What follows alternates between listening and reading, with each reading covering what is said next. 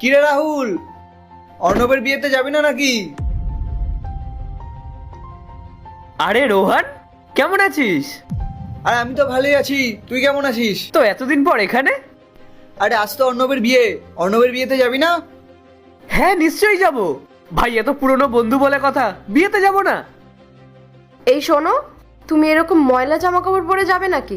না, তোমাকে যেতে হবে না। দাঁড়াও, আমি দেখছি। রোহান শোন না, বলছি তুই চলে যা বুঝলি, আমি আমার কাজবাজগুলো সেরে তারপরে যাচ্ছি। আরে দূর, এটা কখনো হয় নাকি? আমরা ছোটবেলা থেকে যে কোনো অনুষ্ঠানে যাই, একসাথে যাই, আর এখন আমি তোকে একা ছেড়ে যাবো? না না, এটা হবে না, আমরা গেলে একসাথেই যাবো। তুই জানা আমি কাজবাজ সেরে তারপরে যাচ্ছি। আরে কি তখন থেকে কাজ কাজ করে যাচ্ছিস? একদিন কাজ বন্ধ রাখলে কি এমন মহাভারত অশুদ্ধ হয়ে যাবে? আর তাছাড়া বিয়ে একবারই হয়, আর এইসব কাজ তুই কালকে বাড়ি এসেও করতে পারবি। তুই চল তো, চল। এই শোনো, তুমি এভাবে একদম যাবে না, আমি বলে দিলাম কিন্তু। ওনাকে দেখো, উনি কত সেজে গুজে কত সুন্দর করে এসেছে, আর তুমি ওনার সাথে এভাবে যাবে, তাহলে কেমন দেখাবে?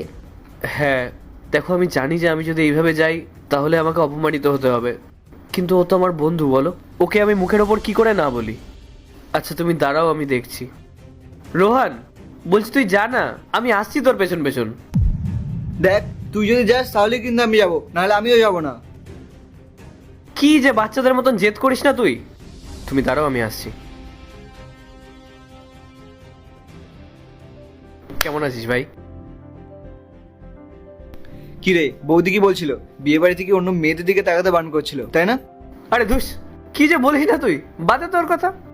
কিন্তু তোকে তো বেশ ভালোই লাগছে, স্যুট বুট প্যান্ট শার্ট, একদম হ্যান্ডসাম হিরো। হ্যাঁ আরে বিয়ে বাড়িতে যাচ্ছি, একটু কি না সাজলে হয় বল? একটা বন্ধুর বিয়ে, আমাদের পুরনো একজন বন্ধু। আচ্ছা শোন না, বলছি তুই যা, হ্যাঁ আমি একটু পরে যাচ্ছি। আবার সে এক কথা, কি হয়েছে বলতো? কোনো সমস্যা আছে? সমস্যা তো আছেই, সেসব তুই বুঝবি না। আরে বোঝালে তো বুঝবো, তুই বল। তুই দেখ, তুই কত ভালো স্যুট বুট প্যান্ট পরে এসেছিস, আর আমার কাছে তো ভালো শার্ট প্যান্টও নেই পরে যাওয়ার মতো। আর তুই নিজেই ভাব না, ওখানে কত বড় বড় মানুষেরা আসবে, সেখানে যদি আমি এই অবস্থায় যাই তাহলে সবাই আমাকে নিয়ে ওখানে হাসাহাসি করবে।